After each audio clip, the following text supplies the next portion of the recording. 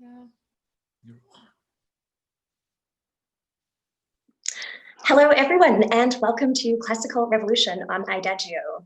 My name is Rachel Fenlon, and I'm a Berlin-based classical piano and pianist. And I'm your host of the show. For those of you joining us for the first time today, I'll tell you a little bit about the show. It's an exploration of sort of who's breaking the boundaries in the classical music genre and sort of how much flexibility there is within our genre. And every week I interview different guests, people who inspire me a lot, and push my own boundaries with the classical music genre. So my guests today, I'm so excited to have here on the show. They are both fantastic performers and composers, and they're actually married, which is also lovely.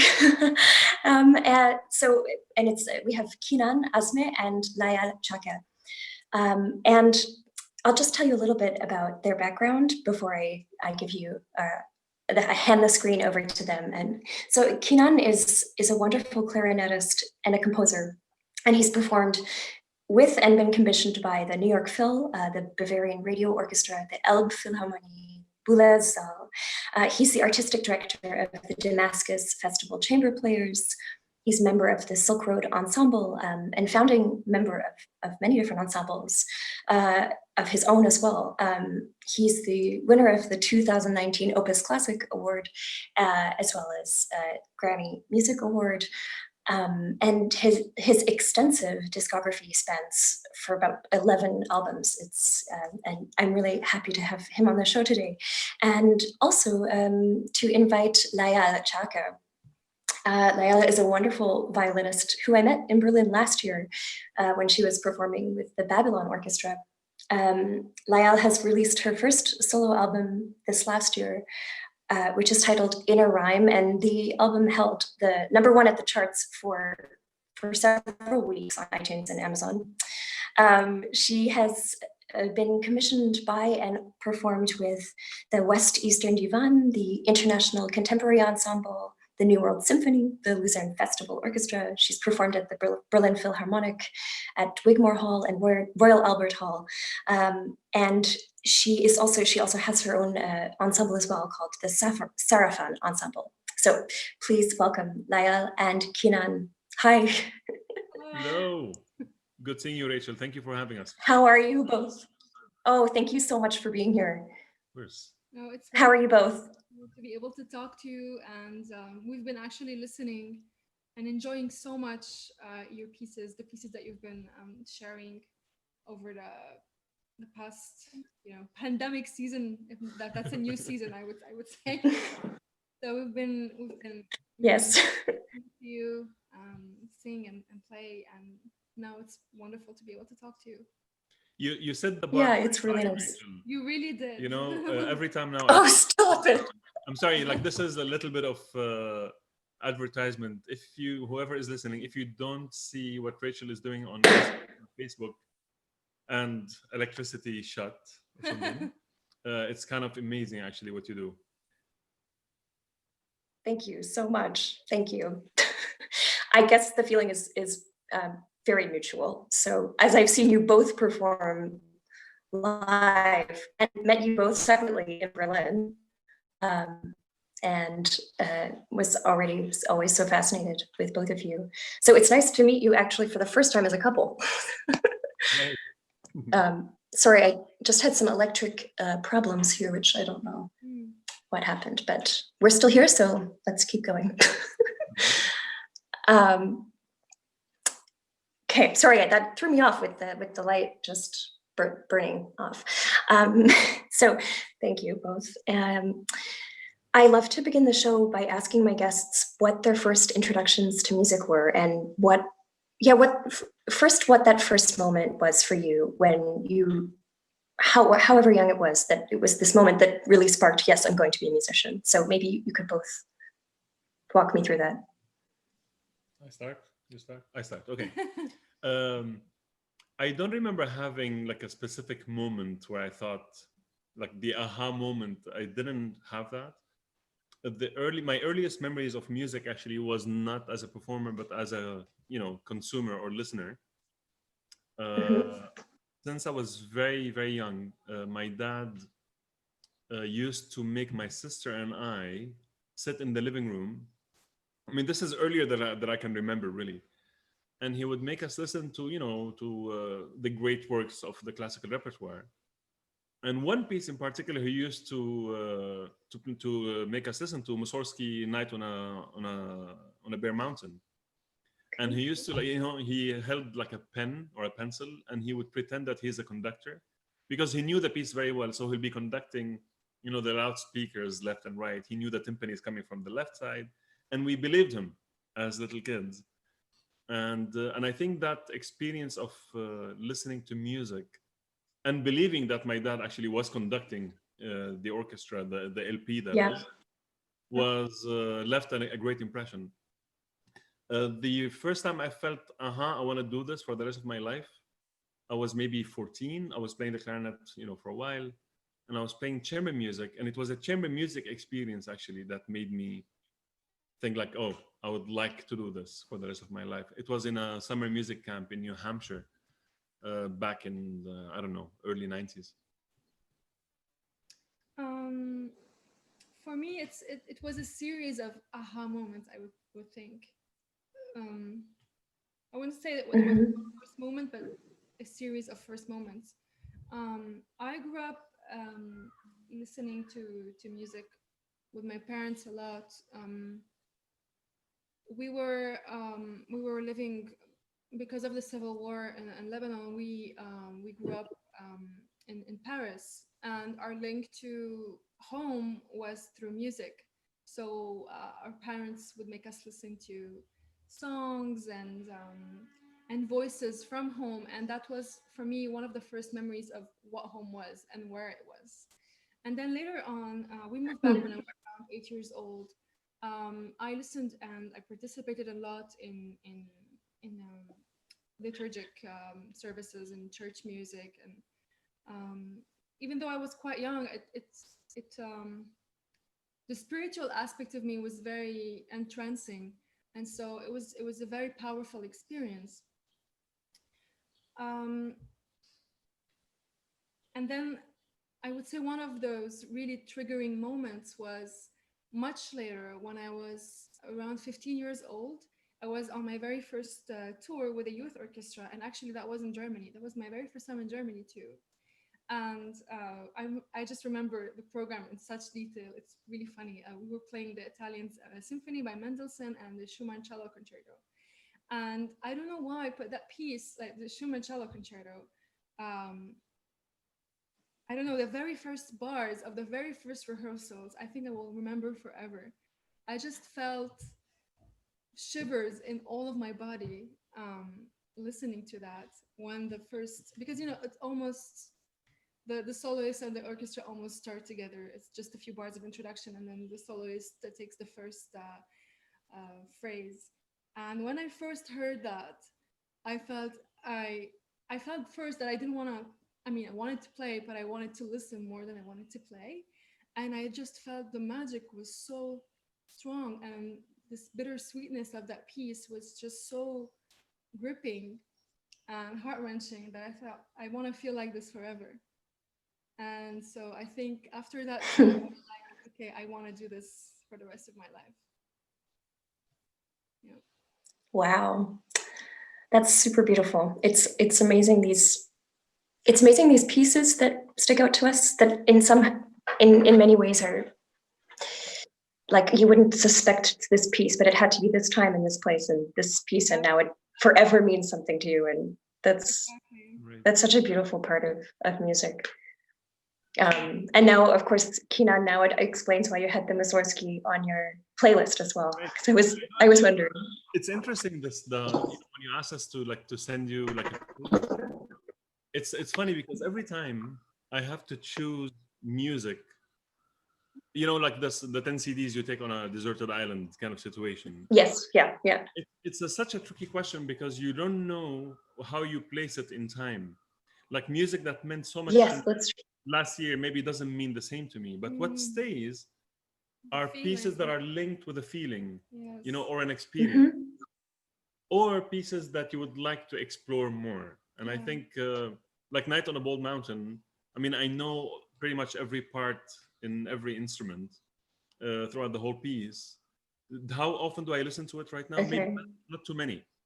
But every time I hear even like 1 second of it, it brings me back to that feeling when I was a little boy. Yeah, it's amazing. You're right. It's like it's exactly about a feeling. So it's interesting. What's so unique about the two of you is your ability to sort of navigate this landscape between different genres, and you do it so well. And I'm wondering, to start off, I'm wondering how you navigate that.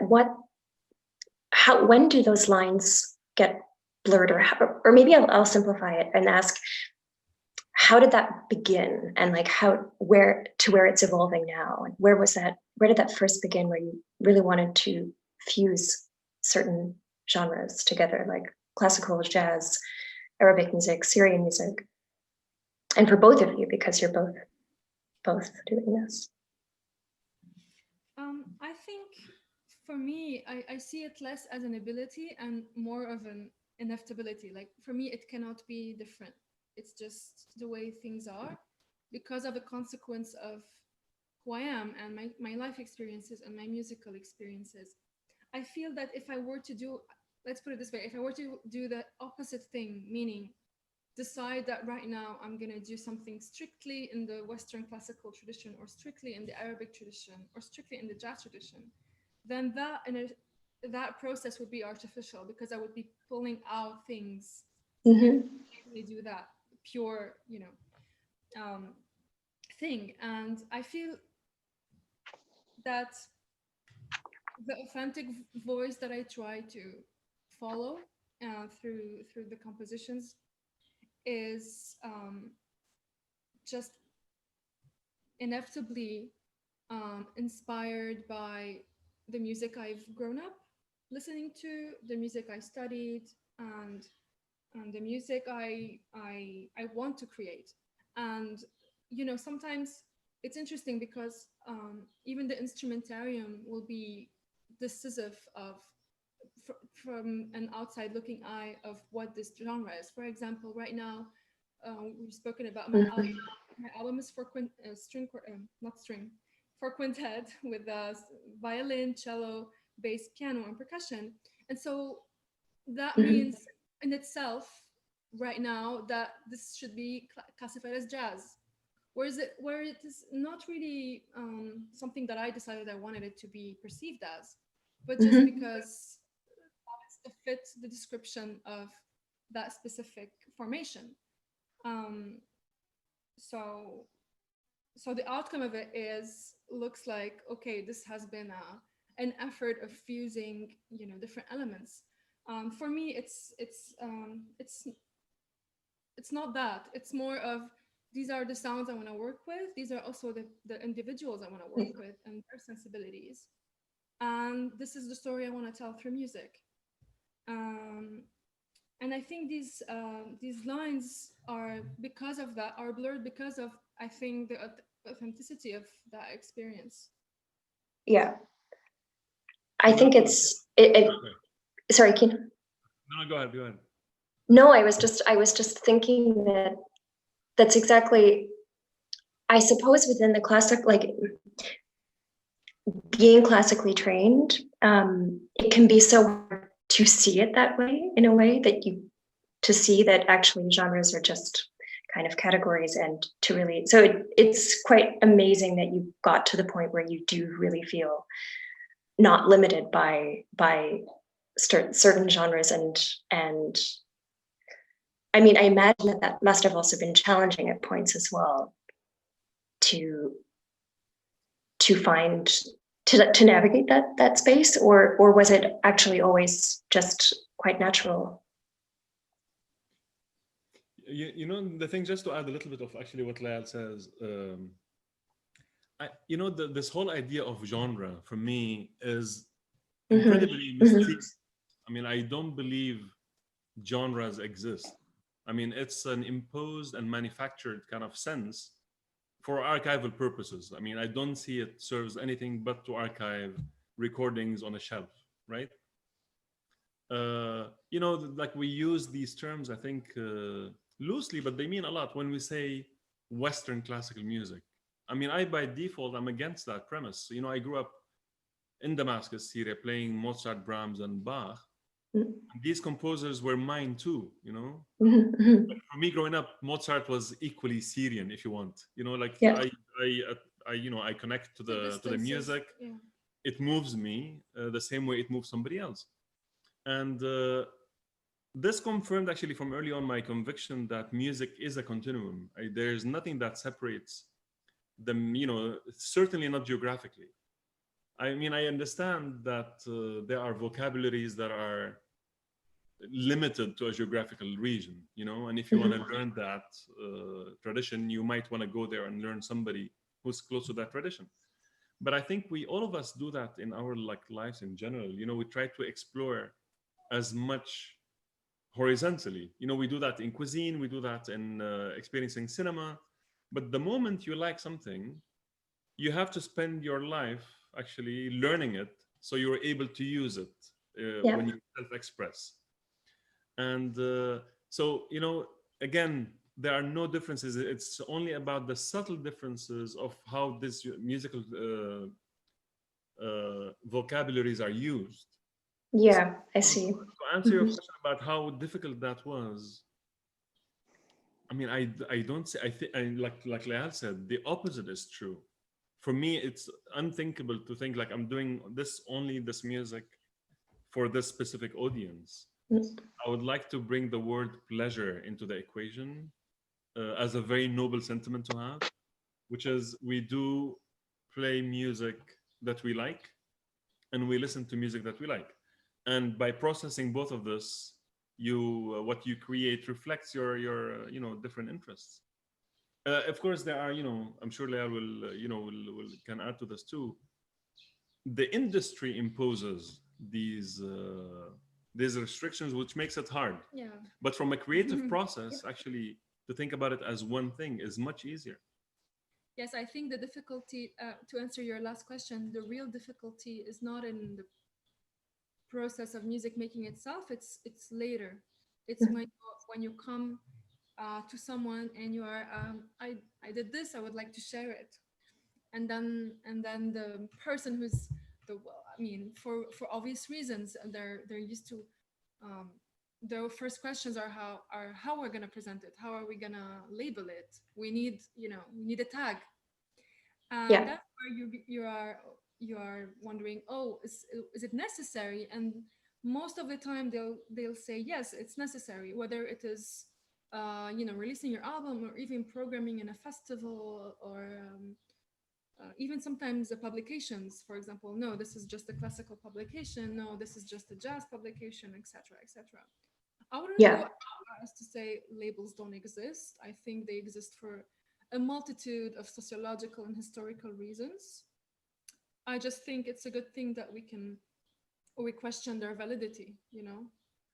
No, instead of saying they don't exist, just acknowledge that they do and wonder why they are here, and work through them and Hmm. question their existence. But you know, the moment when you try to zoom Well, in, and recognize. sorry, Rachel. You know, like the moment you No, zoom, sorry. no, it's fine. I like this latency. It creates a very interesting, new social mannerisms. Um, like when you see, like I don't know, like an incredible jazz quartet play. I mean, why is that Yeah. not labeled as chamber music? It is actually for a jazz quartet to be super amazing. It's like it's a beautiful chamber ensemble, you know. And why is it Yeah. not presented in a chamber music festival?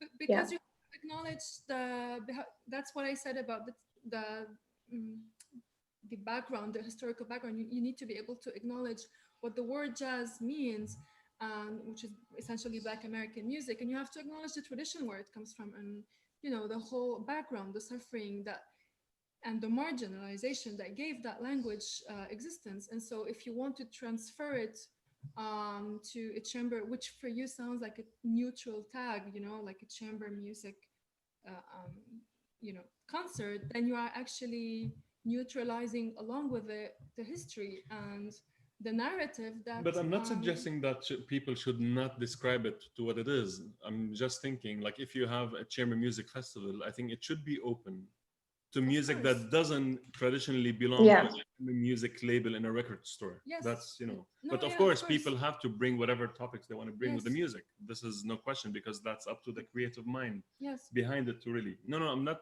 It's not only the Yeah. taking away labels, actually. The opposite is true.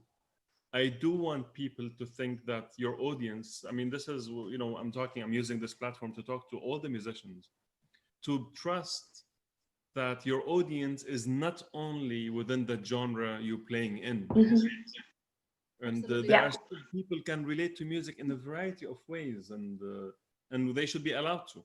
yes, Yeah. I Yeah, I love that it's not just asking that of yourself, because that's the first thing we really have to do, or at least that I can myself relate with this, that's something you first ask yourself, like recognizing the limitations, or recognizing what the world that you're within, but then asking also that of your audience. I think that's a really interesting point, actually. mm, And trusting your audience. I think that's just, yeah, that's so necessary. true, It is necessary, and especially in today's world where, you know, where they like separating the categories and people and societies is becoming more and more apparent. I'm not saying it's not about blurring what people identify with and what identity they hold or they decide to hold, but I think switching Yeah. from bringing music to the back to the basics of it, which is, in my opinion, in my very humble opinion, it's people having an idea, having a tool to express that idea, and having the skills to use that tool to express the idea. For me, this is Mhm. what music, or actually every art form, is about. yeah. And I think actually most audiences are very prone to a multitude of genres. I think in any home of a music lover, you'll go in and you'll see, you know, Ella Fitzgerald and then Mission and then, you know, I think people already do that spontaneously, um, and I think that can only be encouraged. But I think this is how anyway people enjoy art. I think True. I think the lines are blurred for the listeners anyway, just because of, you know, how you receive art and what you respond to. You know, you don't function per category.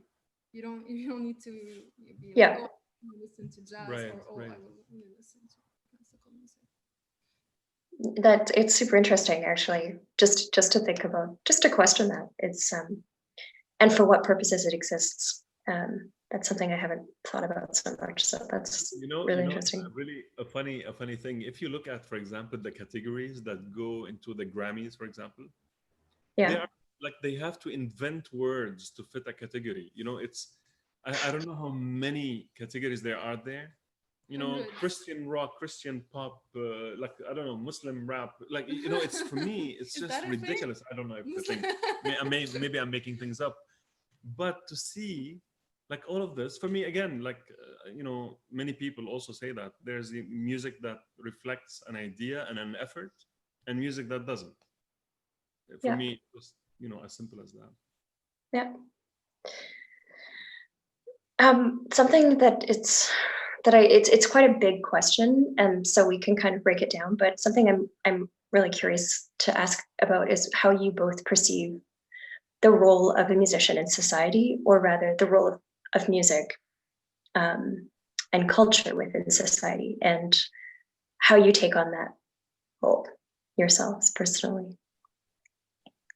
That's a huge question. I know. Maybe let's start with the personal. So what you feel as a musician, yeah, how you feel your role is, and do you feel that you do have a responsibility for a role within society? Actually, it's very interesting because We've we've been been talking talking about about this a this a lot. lot. Yeah. Over the past couple of days, yes. I was just I was just talking to Kinan like 2 days ago, and then last night with some friends we were discussing this and having this long debate. It's interesting because there's always this. I think the way society changes and the way our lives are being impacted right now makes us question things. And of course, according to a certain situation or a certain context, then that role is changing. And I think that's a good thing. I think, musicians, artists should be adaptable to the needs of their society and should be able to respond with what is needed right now. Um, for example, the little recordings you've been sharing every day, Rachel. I Yeah. think that's come. I would say the impact of that as a listener is it's a little moment of relief. It's a moment of connection with you, and it's just essentially healing. It's a little glimpse of hope and creativity that I feel inspired by. And so I feel like right now we're going back to this place of at least I'm asking myself, what is the essential role of a musician? Mm-hmm. In its Mm-hmm. most, basic sense. I think our roles are to provide, you know, healing and to provide comfort in a situation, in a given situation. And what I really miss right now is communion, is being Yeah. in a community, is feeling the energy of a place, the energy of people, and making an event sound like an event or feel like an event. And even historically, I would say what makes a place or an event memorable. Whether it's your first dance or if it's a wedding or if it's even a funeral, what makes it memorable? I think the Mm-hmm. sound and the music that happens there is a really big part of it. And I really think that musicians are essentially needed in those moments of collective healing and community.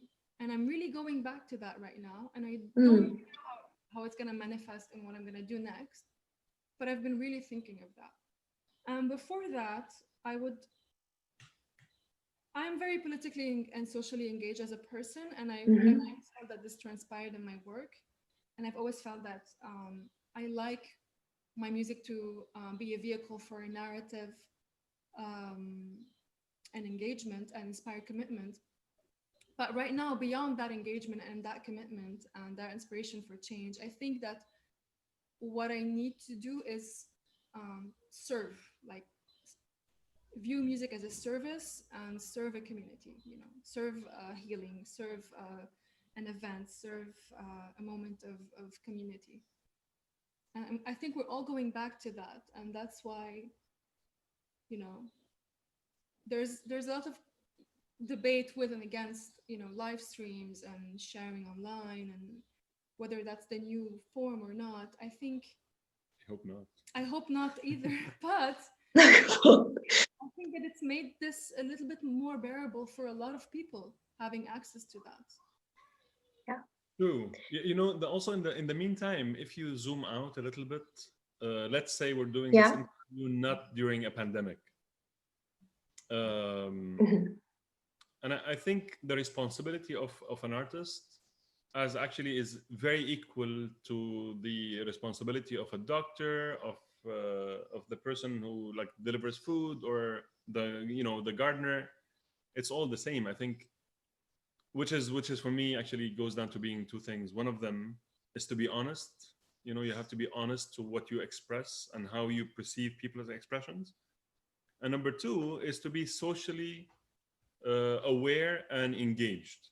Yeah. Like that's a responsibility that is a given actually. People shouldn't be thinking, look, oh, I have to fulfill my responsibility.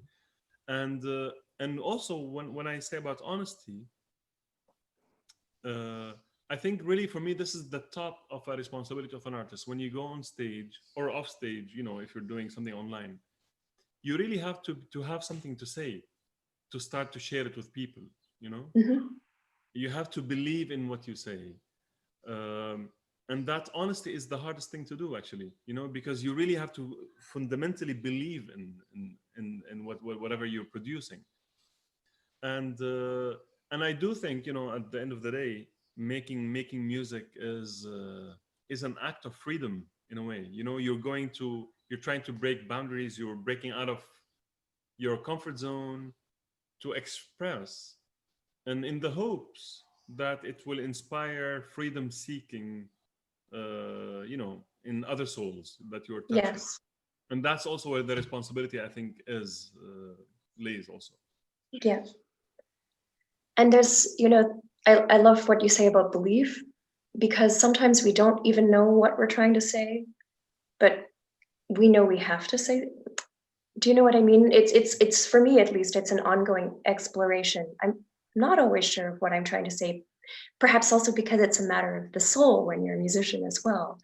And therefore, so I suppose it can be also very vulnerable, and that sharing that vulnerable belief can be freeing for your audience, because I think myself witnessing any kind of vulnerability is also very liberating. So it's just interesting. It made me think about that.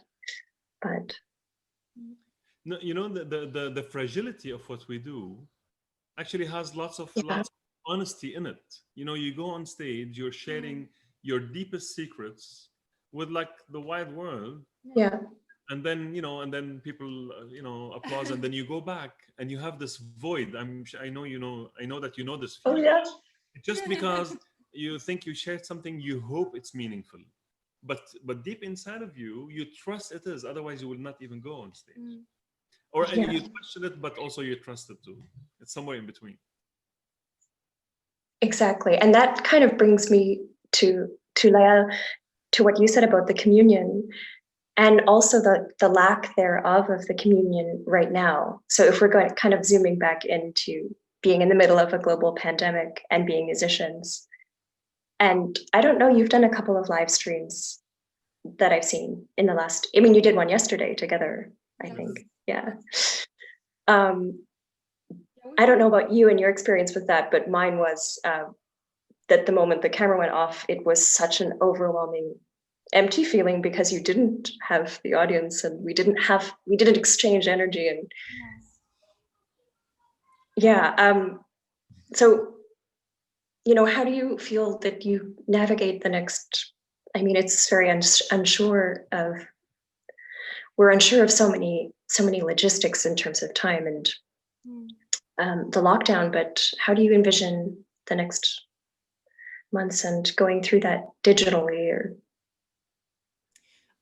I'm actually wondering what it would, because I've been seeing some people taking back the stage, and I'm actually wondering what it would feel like to play for a very sparse house, and whoever is there has a mask on, so you can't see their expressions. And that coupled with the digital thing is just, it's difficult. I know for a fact that all the live streams I've done, I felt very strange, extremely strange.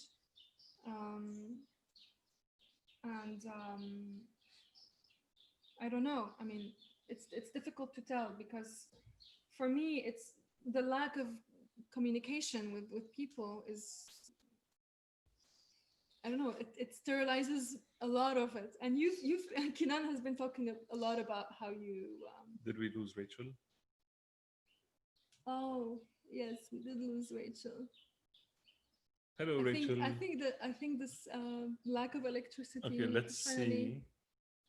I mean, we can continue talking to people on our own, No but we way. want Rachel, because I think we're still live. We are still Yeah, live. we're still live. So yes, I was right. saying. Oh, this is actually. Oh yeah. Okay, Oh, I was. we are still online. Yes. Okay. Okay. So I was just saying that Kinan was talking a lot about how he misses having a drink with people more than he misses playing, actually. Which is, I mean, I know it sounds funny, but it's actually really true. You miss, being with people, and you miss communicating. You miss the gathering. Yes, communicating after a show, and I don't know how this is gonna live on. And I'm actually come to terms and in peace with the fact that it's okay to wait, and it's absolutely fine. well, Yes. Hello, Rachel. Yes, we Oh, continue talking. I'm I so took sorry. your role. I started to question Layal myself. I stopped for you right away. I'm so sorry. That's okay. Is it the electricity thing? Yeah, it's the electricity. So then it took out my Wi-Fi. But I went onto data, so hopefully this is okay. This is It's fine. absolutely fine. Okay. So the only thing is I can't see you, but We can't see you either, but we can hear you. okay. So let's just fix this somehow.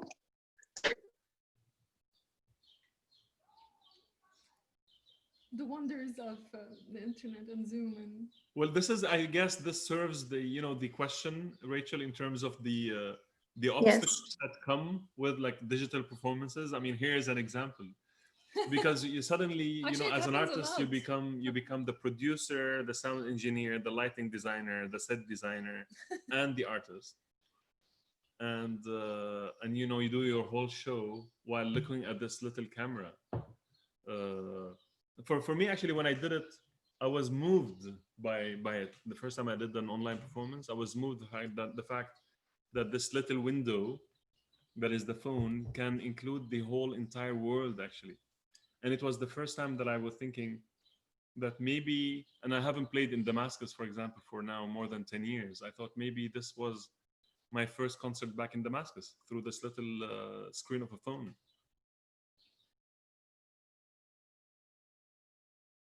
Oh, and Rachel is gone.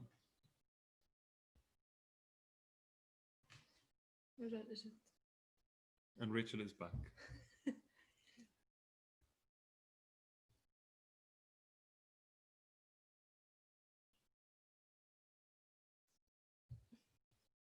I don't think I've ever seen the power go off in Berlin, in Germany in general. But we both grew up with that. No, I know. Back I mean, in for me, it's, Damascus I mean, and Beirut. there's something. Can you guys hear me or? We can hear you. We can hear you. Okay.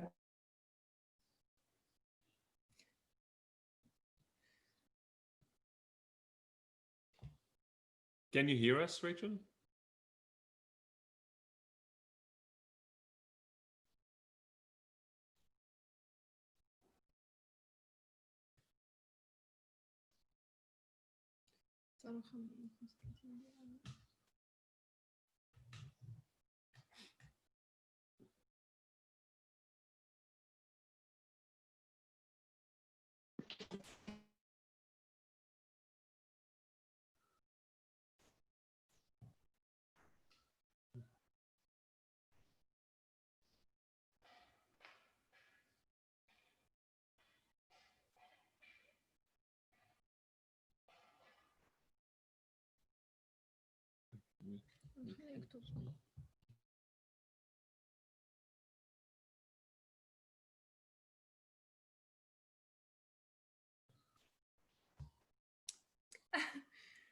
So I guess and we've never been a host of a show before, so try to do it as gracefully as Rachel would have.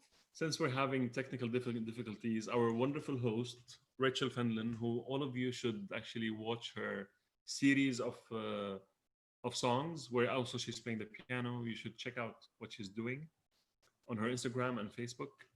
And her weekly sessions on IDAGIO with different artists. Yeah. Different talks and different artists. And I guess we'll just have to end this ourselves since Rachel is not now with us. Thank you all, guys, for listening to us, and welcome to our place in Brooklyn.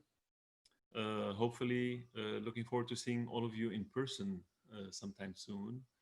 I just want to say thank you so much, Rachel. And just as a little personal note, I've included in my playlist George Crumb, and this was a special dedication for you.